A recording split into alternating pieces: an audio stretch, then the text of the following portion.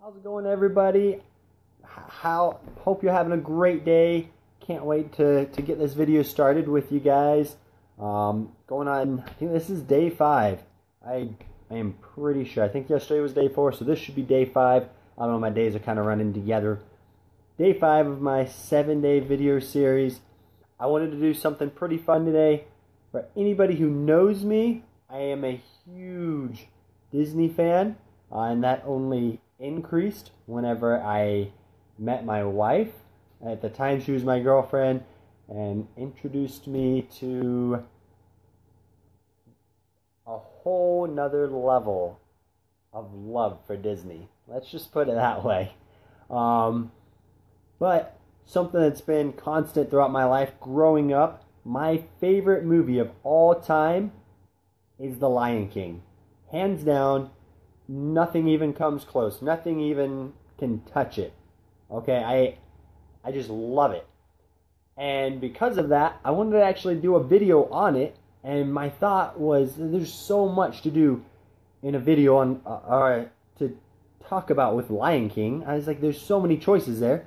So I picked a 3-minute section of the movie that I felt like was the most impactful for people, that just really teaches a lot of fantastic lessons. And so I wanted to dive into that with you guys. And that's really what we're talking about tonight. So if you don't like Lion King, maybe you won't like this. But if you like Success, then you're going to like it. Okay? Success, Lion King, put the two together, you got a win-win combination. Okay, guys, so just to start out, have you ever thought about whether or not you're enough? Have you ever wondered, I'm not the smartest, I'm not the most successful, I don't have all the skills that Joe down the road has, or that Sally at work has.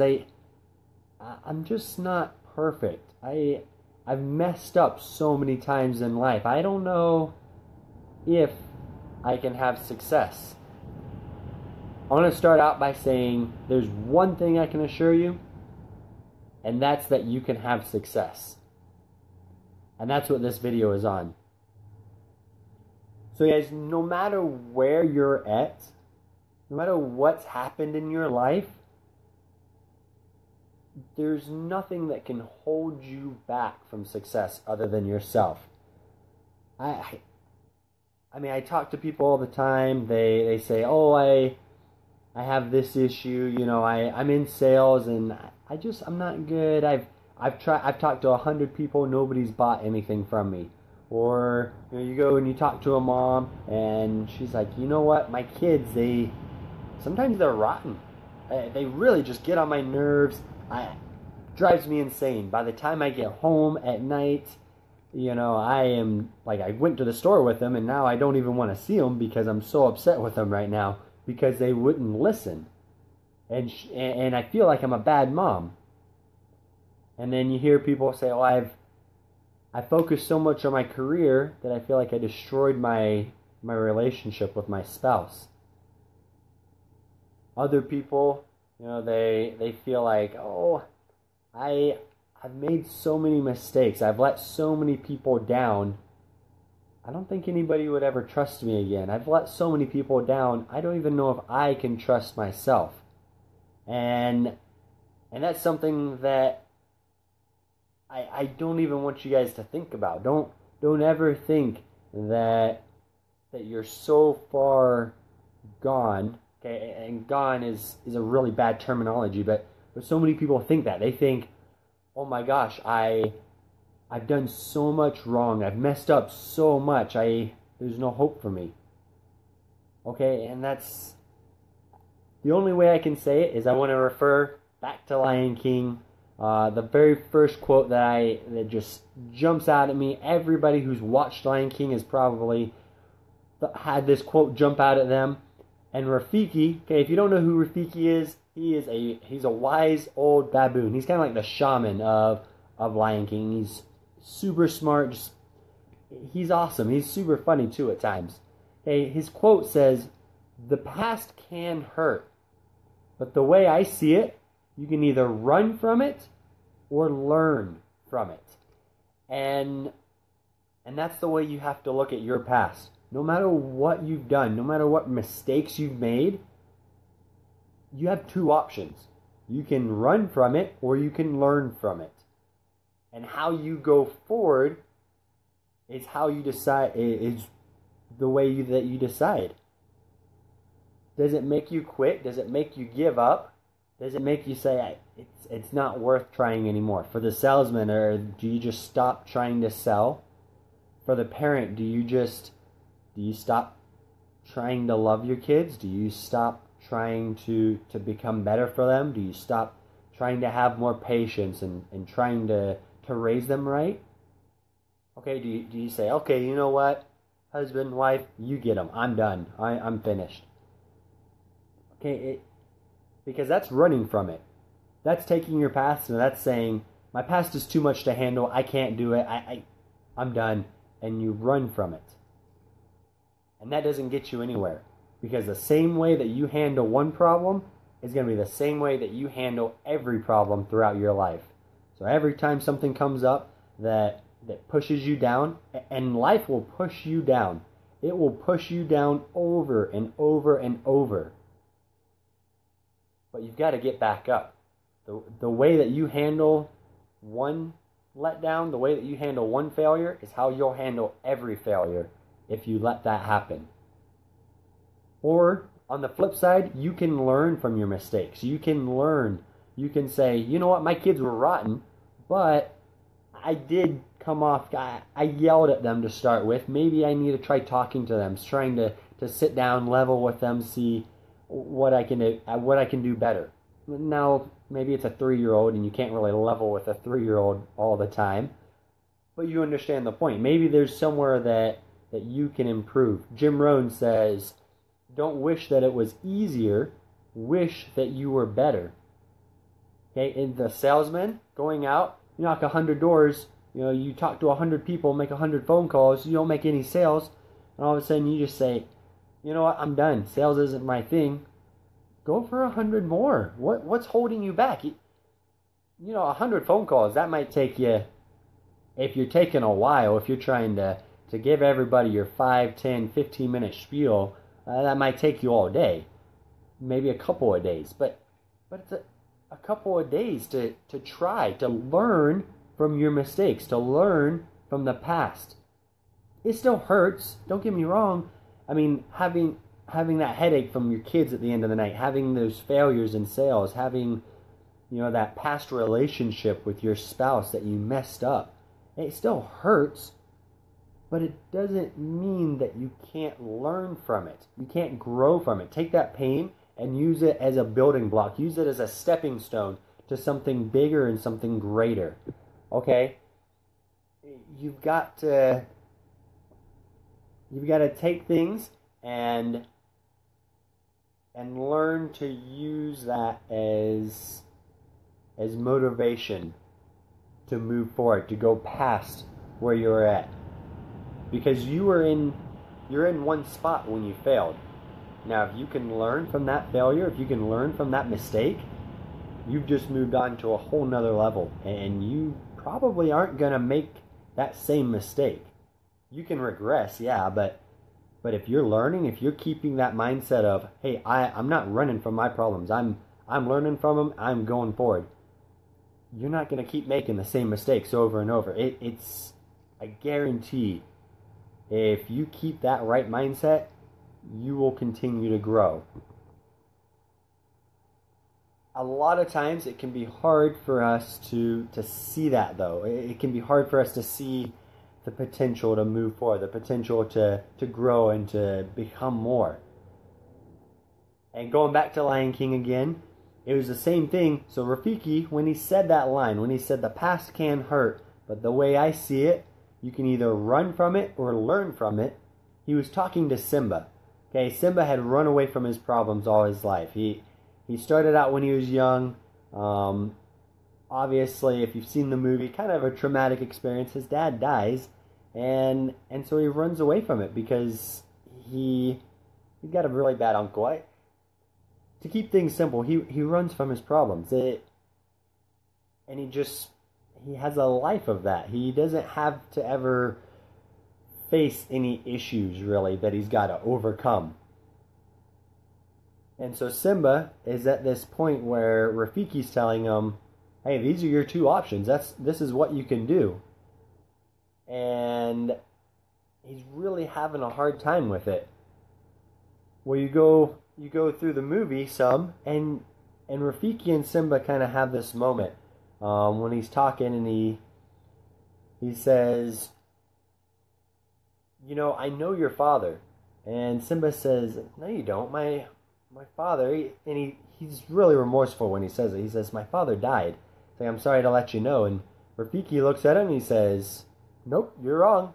And he takes off. He goes running through this jungle-looking place. I mean, it's briars and thorns and everything. And so he tells Simba to follow him, and he leads him to this pond. Okay, this nice big, or small, clear pond. Okay, and Simba walks up to the edge of the pond where Rafiki's standing, and Rafiki tells him to look into the pond. And Simba looks down at the pond. He sees his reflection, and he's probably thinking to himself, this baboon's crazy. What's he thinking? I'm not Mufasa. He's telling me to look at my reflection and see Mufasa. What's going on? And so he says, that's not my father. That's just my own reflection. And Rafiki keeps it really simple. He keeps it super simple. He says, look harder. And he has Simba peer into the water. He has him look at his reflection. And not just a glance. He has him look hard at it. And a lot of times, when we're looking at ourselves, we see all the mistakes. We see all the outward failures. We see all of the things that we think are holding us back. And we say, it's just me there. I can't move past this because it's just me. You don't see anything beyond that. Well, Simba's looking into the water, and as you watch the movie, the reflection kind of shifts, and he starts to see his father in his reflection. And he starts to realize that there's something else there. And Rafiki says, he lives in you. Okay, ultimately, it boils down to we've got more potential. We have everything that we need inside of ourselves. Yeah, that was actually, I wanted to name this video something along the lines of, you have everything you need for success. Because of how big of a point that I want to make on that. Every single one of us, no matter what mistakes we've made, no matter what trials we've overcome, no matter what failures and hardships we've had, we have enough inside of us to be successful, to move past all of our past. We have enough to not run away from it, but to learn from it. And if we look hard enough, we can look past everything on the surface, you know, all the hard times. We start to realize our potential. We start to see there's something more there, that we have a higher calling, that something is pulling at us and tugging at us. For you, it may be, you know, like I said, the examples earlier, maybe you have a spouse that you neglected. Not purposefully, but maybe you focused more on your career, and you start to look at that now and you say, how could I go back? How could I possibly go to my spouse and ask for forgiveness when I focused for years on my career? And it's because you're just looking at the surface. You're not looking deep within yourself. How can I continue to be a better salesman? I've failed so much. Again, you're looking at the surface. You're not looking at your true calling. You're not looking at the potential that's within you. Okay, if you're selling a product, chances are you believe in that product, and so you feel like it can benefit somebody. And so that your purpose is trying to bring a benefit to somebody's life. As a spouse, your purpose is to bring joy and happiness, to love them, to show them that love unconditionally. If you're a parent, your purpose is to raise those kids, to teach them right from wrong, to teach them to be better than you are. You know, all these things are a higher purpose. But when we start focusing on ourselves, when we get selfish, honestly. And it holds us back because we start to only see what's wrong with us and not to see what we're really meant for, what our future can be. You go further on into the movie, and Simba's sitting there. It's actually right after he's looked in and he's seen his reflection, and all of a sudden this storm cloud starts to appear. It's pretty big, dark, ominous storm cloud and everything, and all of a sudden you see Mufasa, Simba's father, who had died, but he starts to appear within the cloud to speak to Simba. And he says a couple of different things, but the thing that I want to focus on is he says, "You've forgotten me." And Simba's like, no, I haven't forgotten you. There's no way I forgot you. And he says, "No, you've forgotten who you are, and because of that, you've forgotten me." And Simba is shocked. And that was the last thing that he ever wanted to do. He never wanted to forget his father.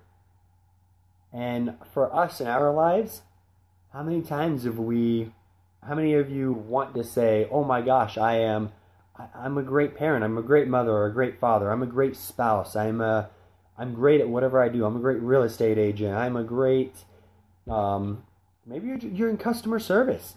I'm great at being in customer service, helping people solve their problems, but I'm great at it. And when you first started out, you had that vision.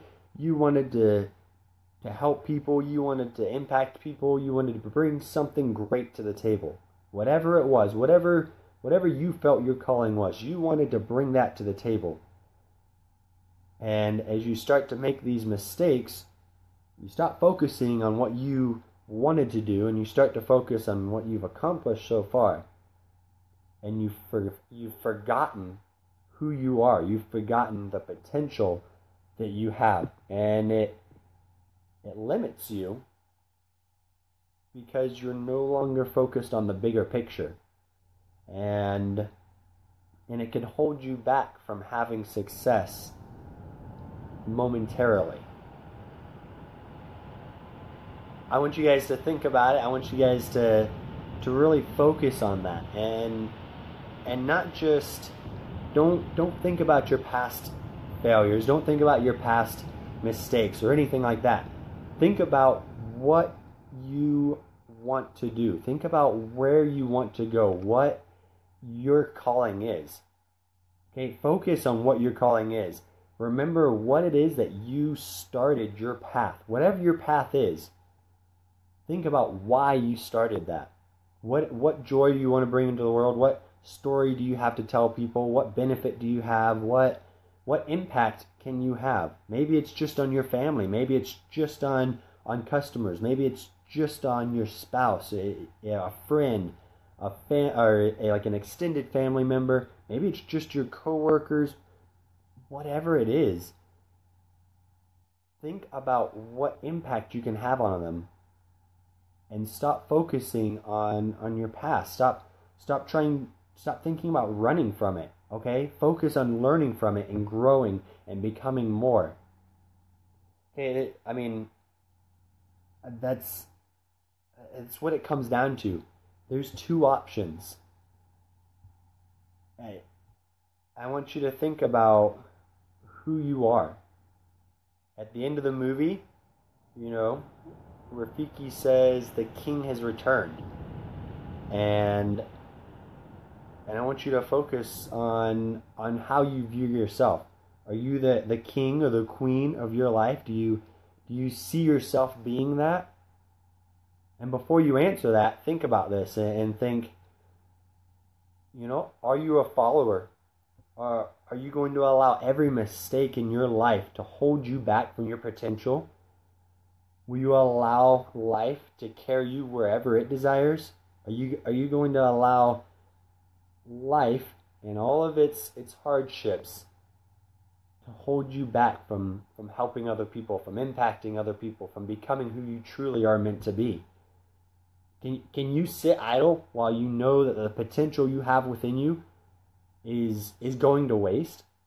And I don't mean that in a mean way, but if you aren't willing to learn from your mistakes, if you aren't willing to pick yourself up and try again, okay, Simba had a whole life of mistakes, of taking it easy, of not necessarily taking the high road, so to speak.